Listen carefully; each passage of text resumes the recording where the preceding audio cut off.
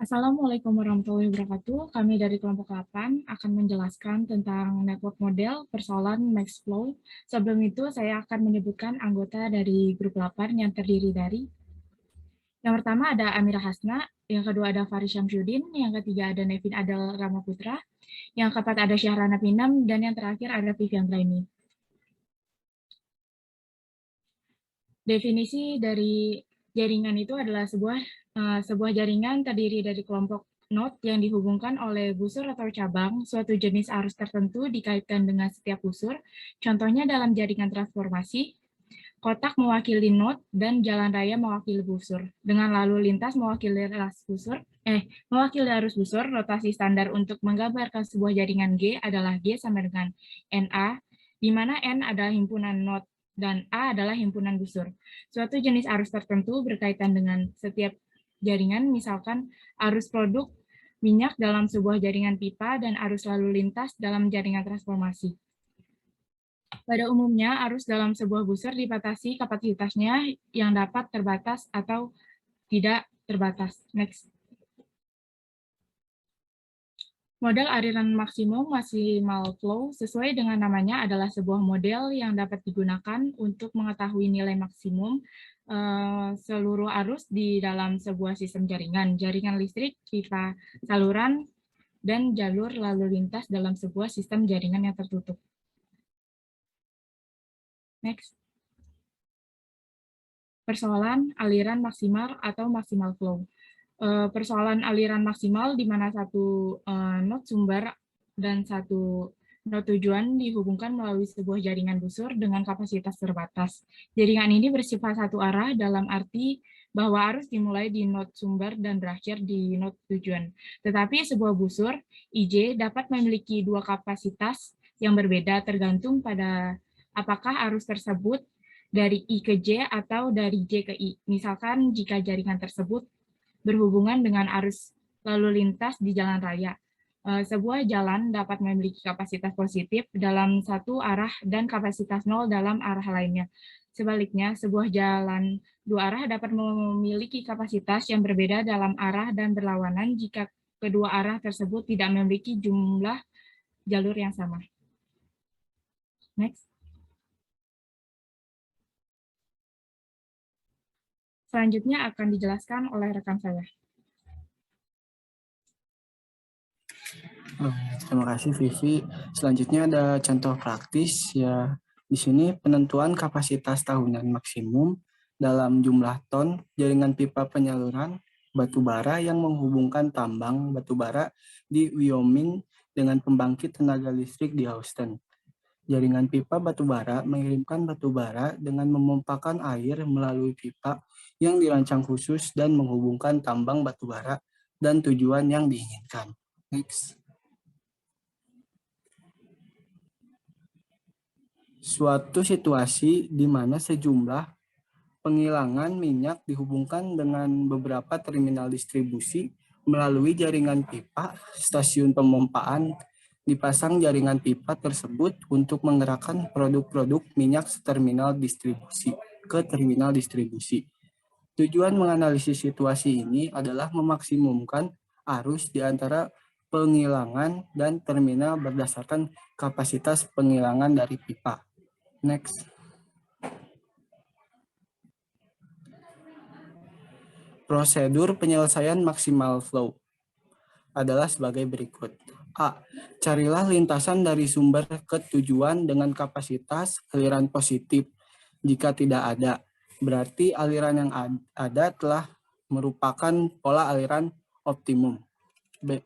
Periksa lintasan tersebut untuk mendapatkan busur dengan kapasitas aliran terkecil. Nyatakan kapasitas ini sebagai C, dan tingkatkan aliran pada lintasan tersebut sebesar C kecil. Yang C yang ketiga, kurangkan kapasitas aliran semula dengan C kecil pada setiap busur dari lintasan yang dimaksud. Tingkatan kapasitas aliran semula dengan C kecil pada setiap busur yang berlawanan arah dari lintasan tersebut kembali ke langkah A.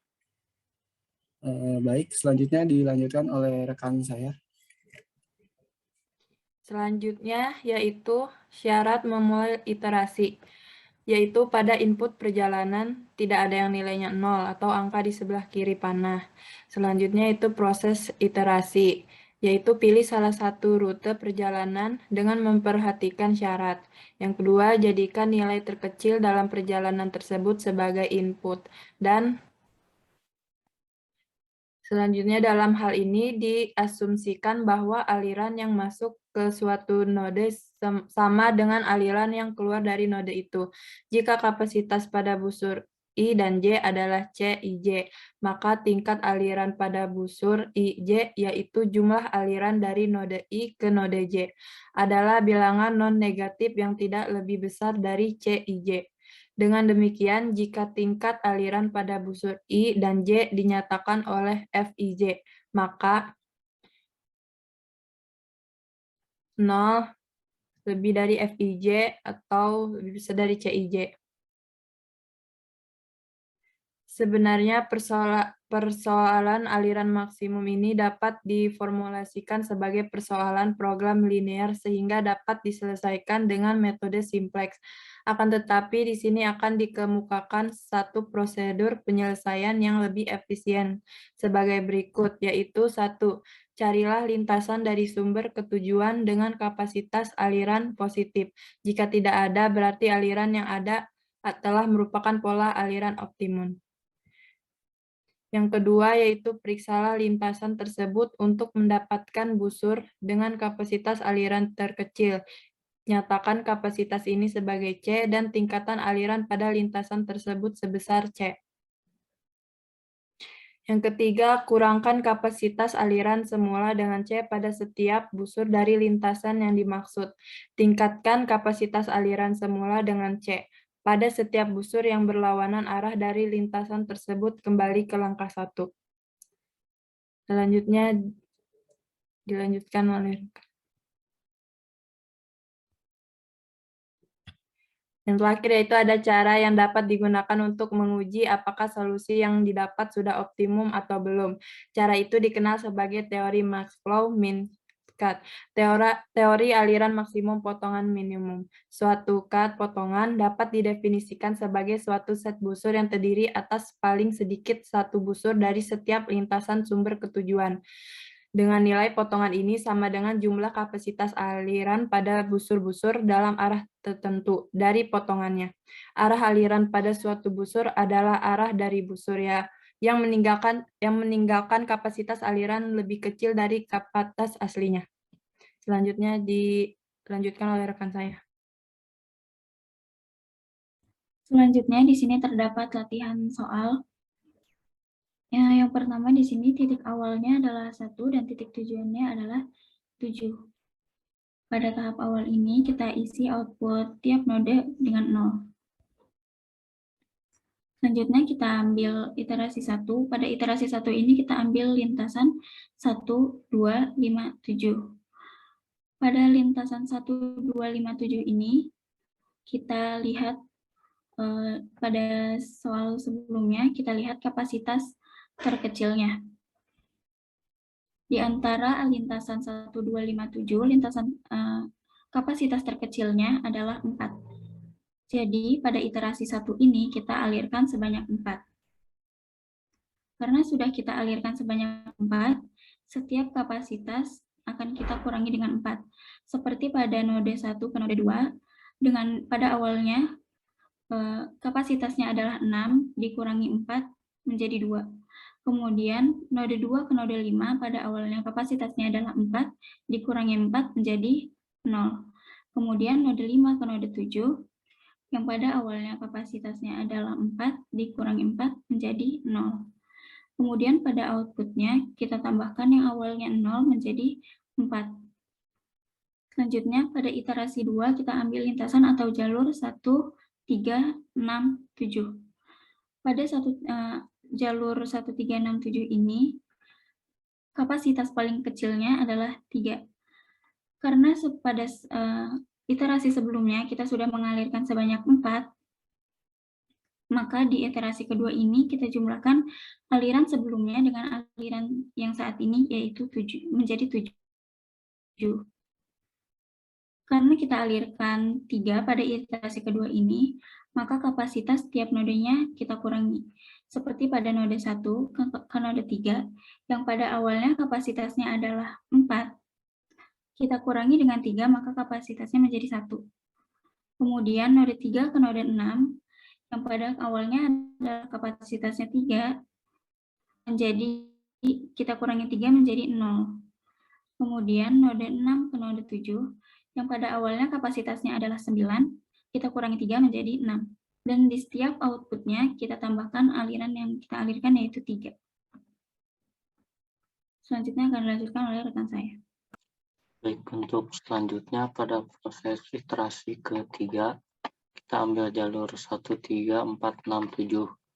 Nah, di sini jalurnya 1, 3, 4, 6, dan 7. Nah, kita mengambil 1, 3, 4, 6.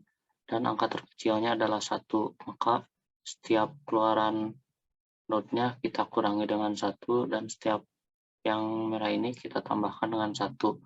Lalu akan menjadi seperti ini. Jadi kan 1, 3, 6, 7. Maaf, sekarang 1, 3, 4, 6, 7. Kan jadi sini ya. 1, 3, 4, 6, 7. Yang sebelumnya dari 1 kita kurangi 1 jadi 0. Sebelumnya 3 kita kurangi 1 jadi 2. Sebelumnya 4 kita kurangi 1 jadi 3. Sebelumnya 6 kita kurangi 1 jadi 5. Dan untuk setiap keluarannya juga kita tambahkan 1. Awalnya 3, 0, 0, 3 jadi 4, 1, 1, 4. Seperti itu. Lalu lanjut ke iterasi terakhir. Ini ada ambil jalur 1, 4, 6, 7. Aliri sebanyak 1 karena di sini 1 merupakan angka terkecil dari jalur yang kita ambil dari 1, 3, 5, 7. Lakukan proses seperti sebelumnya sehingga hasilnya 0, 2, 4, 5. Nah, iterasi keempat ini sudah iterasi optimum karena kita tidak bisa mengambil jalur kembali. Sekarang jika kita ingin mengambil jalur atas 1, 2, maka di sini sudah 0. Jika kita ingin mengambil 1, 3, di sini sudah 0. Jika kita ingin mengambil 1, 4, di sini sudah 0. Maka aliran ini sudah optimum. Dan dengan kesimpulan Fmax-nya sama dengan 9. Mungkin sekian penjelasan dari kelompok kami mengenai cara menyelesaikan persoalan jaringan dengan max flow.